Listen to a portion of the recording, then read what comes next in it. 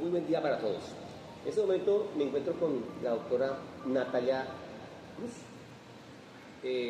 Doctora Natalia, cuéntame algo de tu trayectoria, a qué te dedicas. Gracias, Fran, por el espacio. Muy buenas tardes. La trayectoria laboral, he tenido la oportunidad de estar en entidades privadas y públicas manejando temas de planificación, temas administrativos y actualmente el tema de gestión de la calidad en el contexto público actualmente. Todo eso tiene mucho que ver con el tema del control administrativo. Claro que sí, el control administrativo. Teniendo en cuenta ese conocimiento que tienes y la práctica, ¿cuál es la importancia de los controles administrativos? Bueno, el control administrativo es necesario, es importante, es fundamental en las organizaciones, al interior, en sus dependencias y también en muchos de los proyectos que llevan los grupos de trabajo. ¿Por qué es importante? Porque los controles nos permiten hacer el seguimiento a las metas que están planteadas, a los objetivos organizacionales, a los planes de trabajo y nos permite también saber si estamos haciendo las cosas bien, si vamos por el camino correcto. Esos controles nos permiten en determinados puntos, hitos o momentos establecer unas alertas para saber qué debemos hacer, qué responsabilidades debemos tomar, si debemos implementar algunas acciones correctivas para poder mejorar la actividad. Y allí en estos puntos es donde se corrige, se reevalúa, se replantean y se toman algunas acciones para mejorar aspectos en los que consideramos son importantes que las actividades sean evaluadas. En todos estos controles administrativos, ¿cuáles nos pueden servir como a manera de ejemplo? ¿Qué se puede aplicar dentro del campo actual que en este momento es una entidad pública? Claro, mira, te comento, en el sector público hay dependencias que pueden implementar mapas de riesgos, tableros de control, indicadores, el mismo sistema de gestión de calidad. Los indicadores de calidad también tienen que regirse con unas fichas técnicas. Y también algunas entidades manejan unos software especializados que permiten, son software de sistemas de información. El mismo sistema permite generar alertas y alertas para establecer controles a las actividades. Así, de esa manera están programados los software y ya depende de la estrategia que tenga la organización para implementar y para desarrollar esos controles. Entonces, te hablo, por ejemplo, de algunos mecanismos que utilizamos actualmente en la entidad pública asociados con los mapas de riesgos. Entonces, estos mapas de riesgos los llevan los responsables de cada uno de los procesos. Allí establecen unos riesgos, estas metodologías. Parte de esta metodología está orientada y el lineamiento está desde función pública. El Departamento Administrativo de Función Pública tenemos estos lineamientos para llevar los mapas de riesgos. Actualmente también nos regimos con una metodología que está orientada a evaluar o tener en cuenta los riesgos de corrupción. Eso los están evaluando actualmente. Allí, ¿qué hacen los responsables? Identifican los riesgos y establecen controles y asimismo los seguimientos. Esto nos permite minimizar los impactos y los efectos que los riesgos pueden tener en las actividades y los procesos de la entidad, que muchas veces tienen efectos en la parte, no solamente en la parte de programación de actividades, sino a veces también tienen efectos en la parte presupuestaria. Que acompañan además los sistemas de control administrativo son los indicadores. Estos indicadores, por lo general, se establece una ficha técnica de indicadores. En la ficha debe tener un nombre del indicador, para qué nos sirve, qué vamos a medir, cuáles son las variables, la fórmula. Importante la fuente de datos, de dónde vamos a tomar o medir el indicador.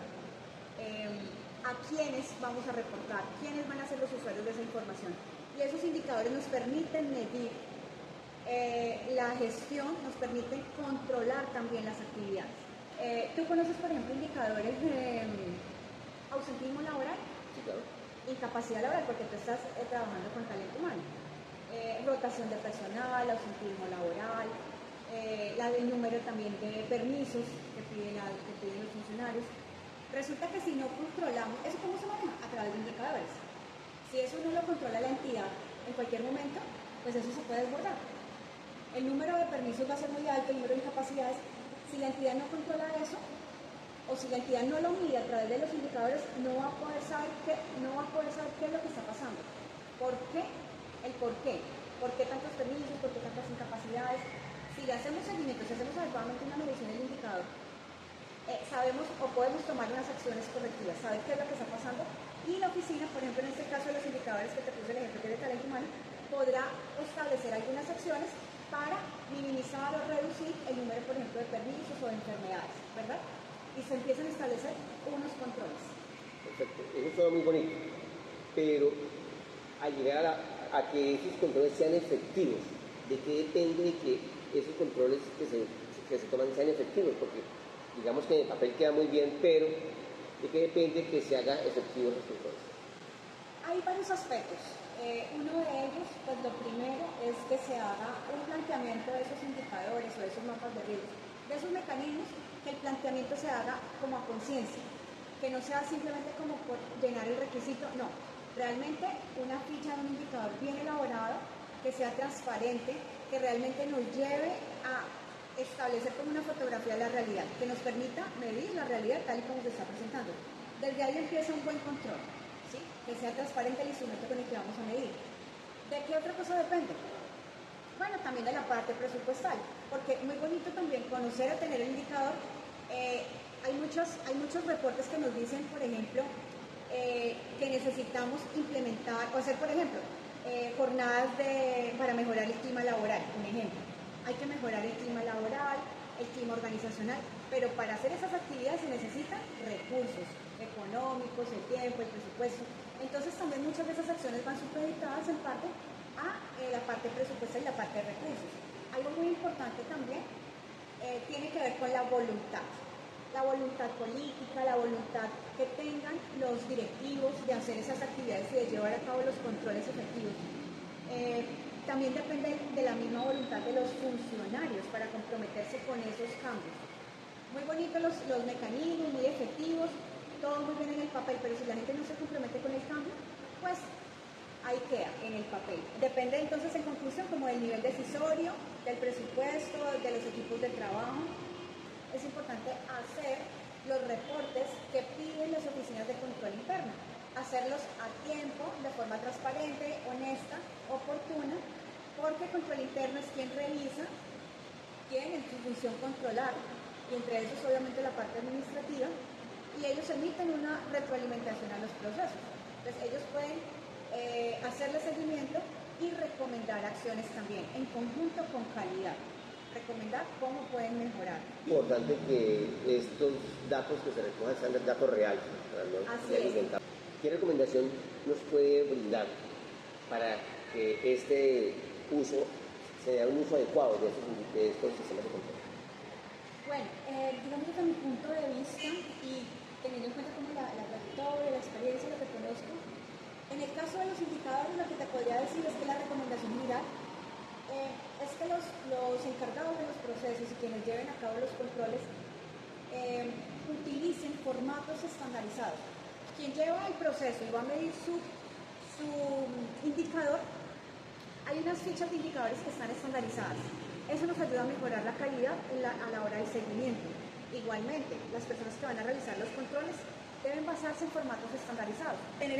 Siempre tener en cuenta que cuando hagamos el seguimiento y esos controles administrativos, no nos podemos desviar. Si nosotros trazamos unos objetivos y unas metas, todo lo que se haga tiene que estar alineado con esa plataforma estratégica que tiene la organización.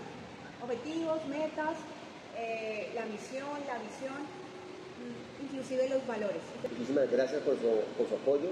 En nombre de la Corporación Unificada Nacional, CUN, le agradezco y de parte personal, muchas gracias por su apoyo. Fran, muchísimas gracias por el espacio. Para mí también es muy grato poder compartir un poco como los conocimientos y poder compartir, y sobre todo hacer notar la importancia de los controles administrativos, en este caso en un contexto de la gestión pública. Muchas gracias por el espacio.